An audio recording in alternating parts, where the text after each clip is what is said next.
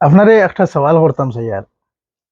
আপনি যে কয়দিন পরে পরে একটা ভিডিও বানান যেটা ভাইরাল হইয়া চলে মানে ফেসবুকের মধ্যে। কয়দিন আগে দেখলাম সরকারে খেয়ে কইছে না রে ওগুর ভিডিও আপনি বানাইতা এটা বানাইয়া আপনি উদ্দেশ্য কিতা মানে ভাইরাল হইতা আনি না মানুষের আপনি। দেখুন, এই যে সরকারে কইব না রে, আপনি যদি আপনার অনুমান থাকে যে এগুলো খারাপ করা ওর বা আপনার নিয়ত থাকে খারাপ করা, কোনো মানুষের বেজ্জতি করা, এগুলো গুনার জিনিস। কিন্তু এই শব্দটা যদি গুনার ওয়ে না, কোনো মানুষের ফুর্তি করে লইয়া, এগুলো আলাদা পাঠ। আর কোনো মানুষে তারে হেও প্রতিপন্ন করে, সরম দেওয়ার লাগি, লজ্জা দেওয়ার লাগি, বা তারে কোনো মানে ক্ষতিগ্রস্ত করবার লাগি, এগুলো গুণা।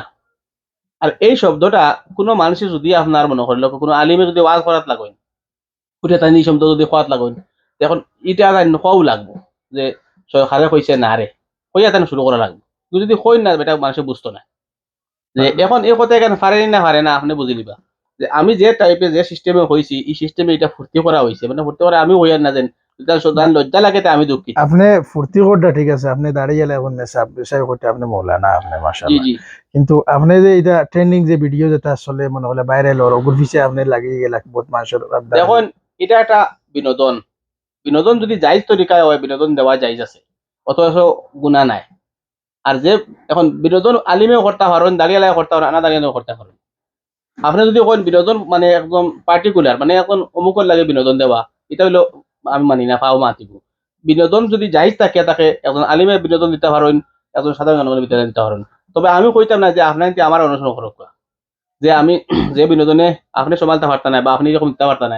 আমি আলহামদুলিল্লাহ আমি একজন মানে অভিনেতা কইলে চলে, একজন আলিম হইলে চলে, আমি সকলটা আলহামদুলিল্লাহ পারি। আমার যে কথা জ্ঞান নবী করিম সাল্লাল্লাহু আলাইহি ওয়াসাল্লাম খিলাফ যাইব আমি নষ্ট, আমি ইনো আর পারতাম না, আগাইতাম না, কারণ এগুলো জায়জ নাই। আর এই কথাটা যদি ওই মেয়ে বা ওই বইনে যদি তার কষ্ট লাগে, যে আমি ক্ষমা প্রার্থী, কিন্তু আমি তার কষ্ট লাগার কোনো কথা কইছে না, তানে আমি বাঙ্গাইয়াও দিছি যে এই কথা তাই কইছেন, বালা কথা কইছেন, কোনো গুনার কথা কইছেন না, কোনো গালি দিছেন না কেউরে।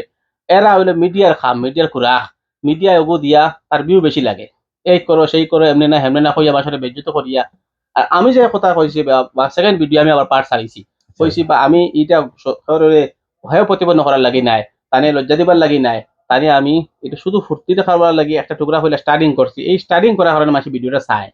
এটা হলো মিডিয়ার খোরাক, এটা বিনোদন।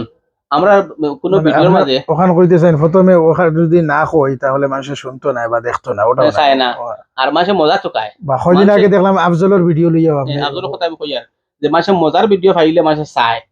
আর আফজল সম্বন্ধে আপনি যে প্রশ্ন করছেন, দেখুন, আফজলের লগে আমার কোনো দুশ্মনী নাই। আর আমি যদি আপনার টাকা যদি আফজলে দেন 1 কোটি টাকা দিলেন মোর কিছু হইতো না।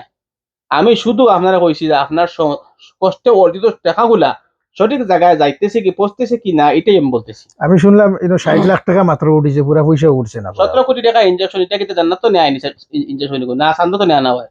এটা মানুষের একটা এখন প্রতারণার ফাঁদ ফেলা হয়েছে।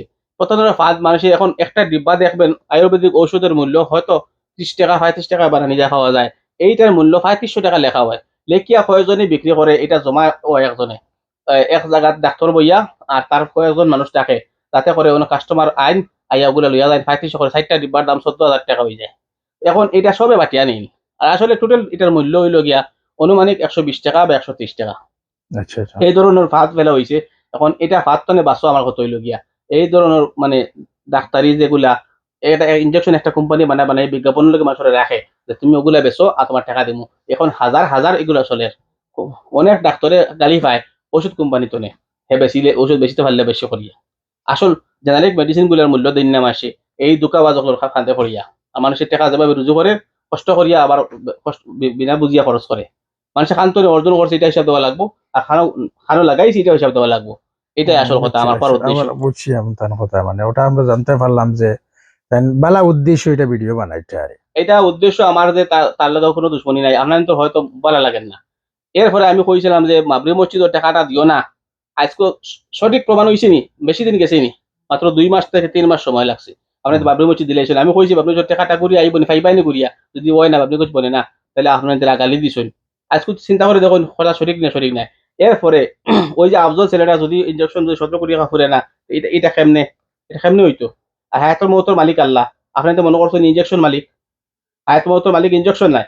আর যদি আল্লাহ হায়াত নেন গিয়ে একদিনও আগুয়াইতো না, ফলাম তো না। এর লাগি দোয়া ইস্তেগফার করতা মানে আয়াত তিবা দান করতা দারো দোয়া করতা ওগো আপনার তো দায়িত্ব। ওটাও আর তকদিরের উপরে ভরসা করতাম, মত কোন জি, জি। সময় আইবো, যার যে সময় লেখা আছে আইয়ে থাকবো। জি জি ইনজেকশনেও মানে বাঁচাইতে পারতা না, ডাক্তারেও বাঁচাইতে আল্লাহ পারতা বাদে না। কেউ পারতা না তো বাঁচাইতে। আল্লাহর উপরে, আল্লাহর কাছে দোয়া করা, সাহায্য চাওয়া, ওটা হইল গিয়ে জি আমরা জি ওটাও আসল কথা। আর এটা যায়। ওষুধ করা যাইজ আছে, তবে এই ধরনের ঔষধ আন্তনে বাঁচিবা। আসসালামু আলাইকুম ওয়া রাহমাতুল্লাহি ওয়া বারাকাতুহু।